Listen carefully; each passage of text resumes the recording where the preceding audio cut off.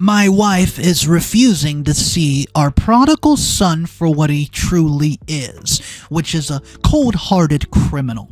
I've tried to kick him out of our house multiple times. He's given me a bloody lip, and I tell my wife, hey, we have to get him out of this house, and she always fights me on it.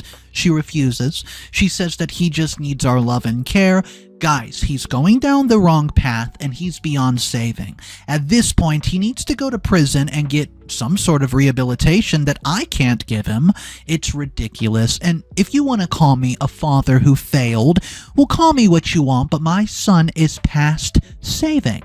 I, 55 male, am sick of trying to convince my wife that our son David is nothing more than a criminal who doesn't deserve to live with us before he harms either one of us. I know he's only come back home after so long because I managed to make it to my 40s and, it's after my money. But she refuses to listen to reason, despite the signs being right in front of her. And now that I've sent David out of the house for embarrassing me, she's refused to eat or speak to me. I got married to Janet when I was 28 and unready to raise a child. It came as a surprise when she, 25 at the time, had told me that she was pregnant with my baby. I loved her, and I had plans to marry her, so I figured that my plans were only being moved forward.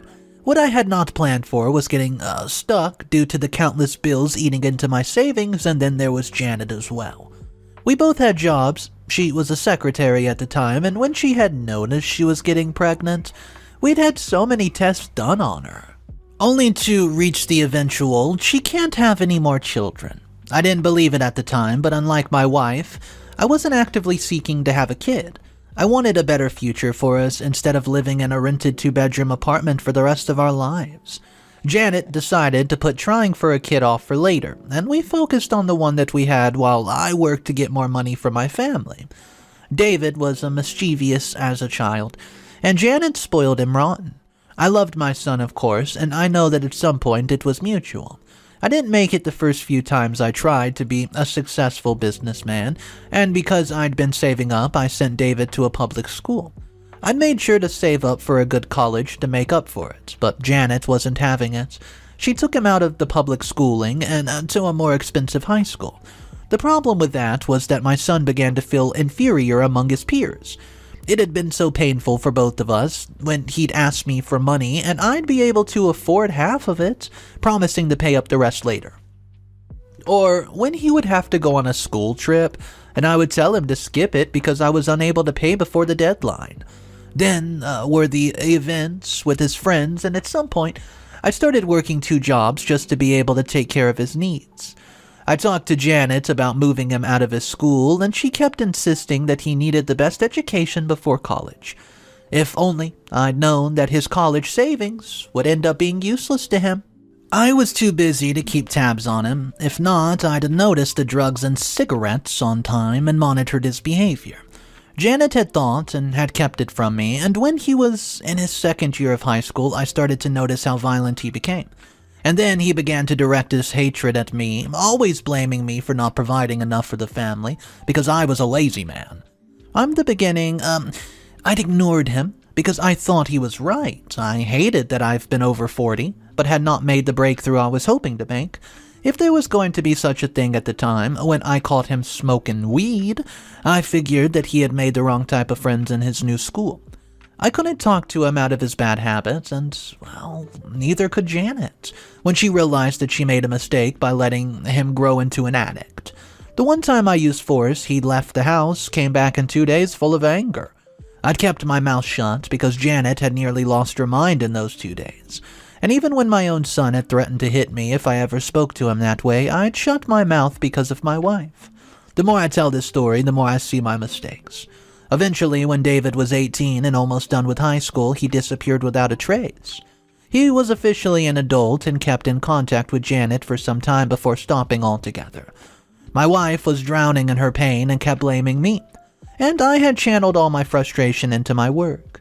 I'd quit both jobs, taken out my son's college fund, and used it to build up my real estate business. It had taken a while, but before I hit 50, I'd hit the jackpot, and now I know I'm financially set for life. Also, at this stage, it's safe to say my wife and I won't be having the children we had hoped to have, at least not naturally. I've spoiled my wife with my money, and she seemed to hate me a little less, despite David not keeping in contact with her once he reached 22. This is something I kept from Janet, but I knew exactly where my son was and what he had been up to for the past few years. Having money was very resourceful, and that's when I learned that he was a petty thief. No criminal record yet, but he was working his way into getting one, sleeping with women to steal from them later, pretending to be someone else with his gang to con rich people. It was all very painful to hear. He had grown into a very fine man, so I understood how he could deceive people, but it was a serious waste of looks and smarts. Imagine my shock when I came home from work and saw him with my crying wife. He had apologized for leaving and promised to be better, but I could have already told you that he was lying. He still looked at me with hatred, and my wife was too blind by her happiness to see it. David had lived with me for a month since he got back, and I'd noticed a few missing items. Affirming my theory, Janet told me that he had only borrowed those items, and that I had more than enough to replace them, but that was not the point. She had then begged me to throw a party to celebrate his return, like the prodigal son. Even David wasn't very keen on the idea, but we both went along with it for Janet's happiness. I'd made sure to warn my son to be on his best behavior because I'd invited some colleagues and people I'd hoped to work with to the small get-together, only for my idiot son to attempt to steal the ring of one of my guests' wives. It had been too tight to get off, and when she had refused to buy that, he had been admiring the ring. Well, a scene had been created right in the middle of the event. I'd apologized to her multiple times on David's behalf, but he had not even batted an apologetic eye. When I called him eyeing another guest's watch, I put an abrupt end to the event, claiming I was not feeling well. That also happened to be the first time I had a physical altercation with him. I told him that he was no longer welcome in this house, and when Janet stepped in to defend him, I told her, that he has to leave. It earned me a couple of curses and a slap, a bloody lip, but he left after the house. Janet tried to beg him, but he didn't listen. She refused to talk to me when it was clear that my boy would be nothing but a nuisance. I'd let him stay because I let myself believe that he would not misbehave when he was with his parents. But I was definitely wrong. And, until he proves that he really has changed, he can keep sleeping on the streets. Janet is the problem. I'm worried that she'll get ill if she keeps this up. Any suggestion on what to do to solve this problem, or is there anything that I can even say to her?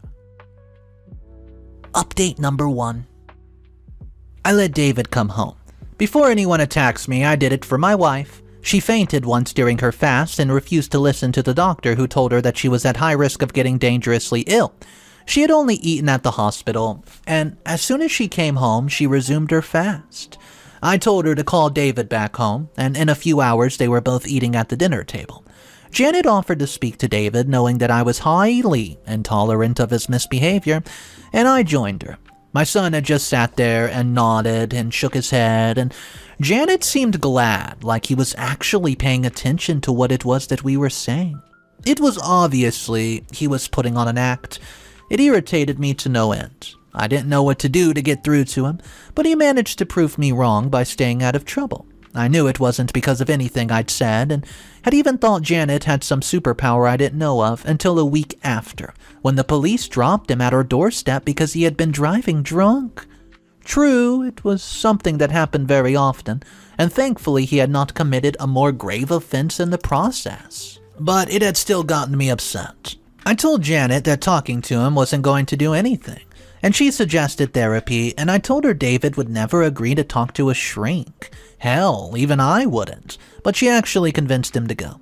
I later learned that the reason my wife got through to our son wasn't because of anything that she said to him, but because of the money that she gave him to listen. In other words, she was bribing him, but when I confronted her about it, she claimed that she was rewarding him for good behavior. Well, the therapy did not work, and unfortunately, David was, to work with a young woman who later reported that he's been making, moves on her. Yeah. And she was uncomfortable and could not work with him. This happened just in 2 weeks, and that's the 2 visits to the shrink. Lord knows what he managed to say or do to scare a professional like that. Once again, my son had embarrassed me, and once again, I didn't know the solution to his irrational attitude. I decided to take things into my own hands again. Janet was going about things wrong and did not want to see the error in her ways. And for the life of me, I didn't have the heart to talk sense into her for the first time. So I called David and reminded him that he was my son. He had a reputation to uphold, and that his attitude was going to be the death of him. I told him that he just had to show that he was willing to be better, and I'd be there to help him every single step of the way. But, I reminded him that I loved him. You know what I got in return? Verbal insults, reminders of my incompetence as a father when I was younger, my apparent disinterest in anything that concerned him, my hatred for him, and when I tried correcting this, he tells me that I'd get more than a bloody lip if I ever sat him down to talk again. I was shocked to my core and believed that I'd missed something and went to talk to Janet about it, which was a mistake on my part. She had told me that I was the reason our son was the way that he was, and told me to stop talking to him before I make things worse. Update number 2. My own son organized a beating for me. Other fathers get birthday parties, surprise gifts, or things like that, but I got the worst beating of my life courtesy of David. The funny thing is, for the sake of my family, I can't do anything about it. David had once again managed to make me think that he was willing to change for the better, and now I think my son has multiple personality disorders. He had expressed interest in the company for the first time since he came back, and when I told him that he had to go to school for a few years while I trained him, he seemed very excited. I changed my mind when he spoke very rudely to members of my board that I'd introduced him to, telling him that he wasn't ready to learn yet. I wasn't even against the idea, I just said that he needed time to get himself together before he started thinking of leading people and being responsible for their jobs. And that had set him off. That, in return, had sent my wife off, and I'd spent some time in a hotel, tired of their glares and my son's insults. I'd had car trouble on my way back to my home after staying at the hotel for 5 days. And that was when the gangsters, who I knew had done something to my tires, showed themselves. In summary, they had beaten me up and told me to respect my son a lot more. And that's how I knew David was responsible. I mean, if they had come to steal from me, why would they mention his name? I'd called for help, and thankfully I had not broken anything. Well, David acted like he didn't know what had happened when I saw him the next day, and I didn't say anything about it to him, but I had plans to report him to the police, something I told Janet. To my surprise and dismay, she had warned me not to get the cops involved and that our son was just venting out. I'd say it was at that moment that I knew my wife did not love me anymore, but that might be a lie. I might have known this since, but finally decided to come to terms with it after hearing her reply. It hurt a lot, yes, but I didn't care at that moment. I called the police and had my son arrested the first time, but he was released because he claimed to know nothing of what had happened. Janet backed up his story, saying that I had left home for a while and had not kept any contact with him. And even when I managed to identify one of the people that the police had caught on the roadside, he denied knowing my boy. Another reason why I know it's him. He threatened me that after his release from the station, telling me that I might not be able to call the police the next time I mess up. I didn't tell Janet this time because what exactly was the point in doing so? She would just make up an excuse for him and support her beloved son like always. I wasn't in the mood for another beating, so for now I'm staying put. Though something is weighing heavy on my mind. David had been going out of the house at late hours, and when I eavesdropped on a conversation he had over the phone dead at night, it seemed like he was about to rob a house on our street. David had caught me in the act, of course, and reminded me to keep my mouth shut, but it's not the same. I would be quiet if it only affected me and my family, but anything outside of the four walls of my house was an actual crime I would not overlook. I'll most likely tell the police, and Janet will see that he really has grown into a dangerous man. Maybe then she'll do right by him because he's getting worse due to her constant pampering. Or do I keep quiet and let my son do what he pleases? He might be caught in the end after all. Update number 3. Hey everybody, so I'm here for an update. Are you ready for this one? I was hospitalized for 2 weeks this time. I thought I was going to pass. And for the first time in my life, I started to hate my son. I was tired of blaming myself and sincerely believed that my efforts to do better as a father and provider would be the change he needed to become a better person. Now I'm more than convinced that what he needs is jail time and rehabilitation. As you may be able to tell, I ended up reporting my son to the police anonymously. They had staked out the place and caught my son and a few others in the act. According to them, the number of the people who were involved in the robbery plan were more than those who were caught, and this is most likely the reason that I landed inside of a, hospital bed.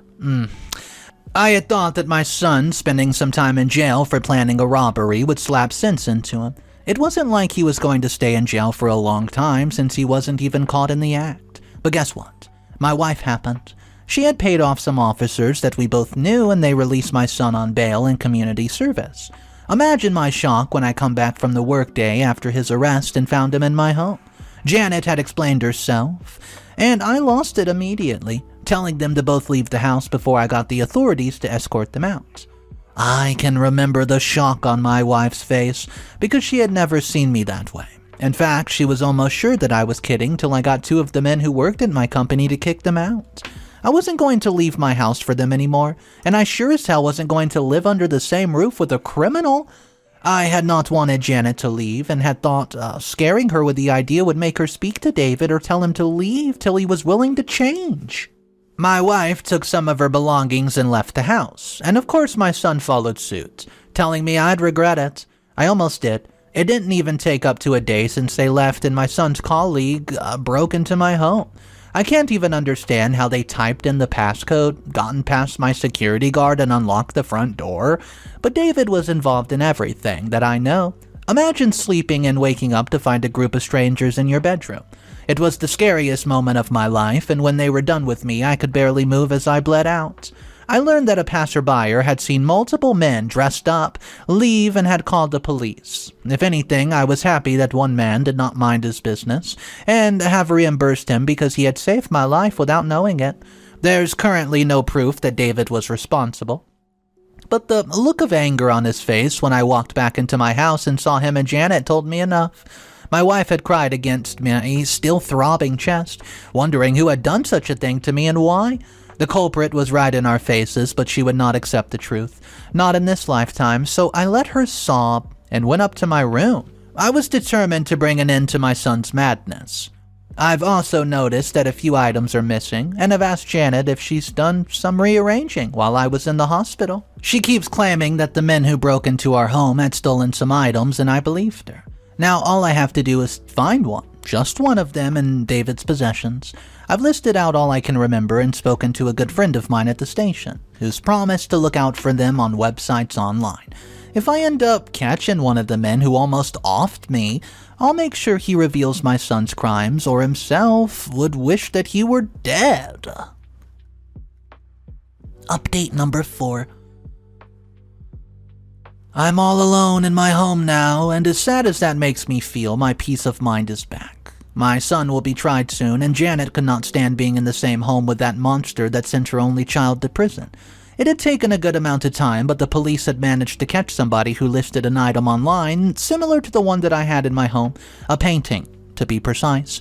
And when my friend and I, who is an officer, went to buy said painting, the immediate look of recognition on his face was enough for me to know that he was one of the men who had beat me up. After his arrest and subsequent confession, he ratted out my son, which was surprising. See, David kept denying that he was involved in anything, but the police proved him wrong almost immediately. After a few more of these had escaped, mentioning getting instructions from him, he had given them passcodes and the keys to my home, which was how they had managed to get in almost undetected.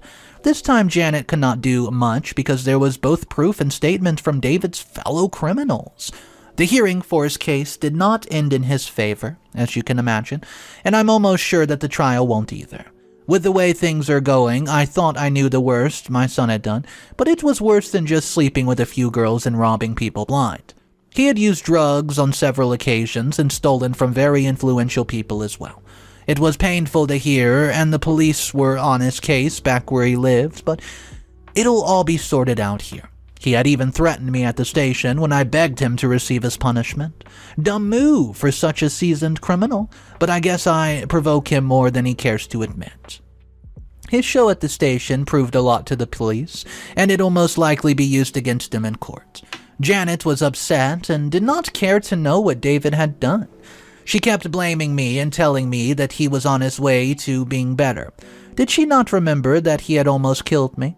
And did his past crimes not even move her in the slightest? She was his mother, yes. She was an emotional woman, sure. But I was the boy's father, for goodness sake. It was killing me to know that the one child I'd sacrificed everything for turned out to be a menace to society. It hurt me, just to remember that he was this way. Because he thought I was not a good father, no matter how hard I tried. I'll most likely blame myself for the rest of my time on Earth, but that blame is not enough to cover up for his crime. He'll pay for them, and when he gets out of jail, I'll be there waiting for him, with or without Janet. My wife had stayed 3 days before leaving. She just disappeared when I left for work, leaving me a small note saying that she was going back to her hometown to stay with her mother. She also said not to make any contact with her, and that if she ever initiates contact, it means something is wrong. I'm trying to keep busy by working myself to the bone, and as much as I miss my wife and son, I'm not responsible for where they are now, no matter how much that they try to make it seem that way, even if everyone else thinks that. I'm waiting for the trial and the judge's verdict, and whatever becomes of my family, so be it.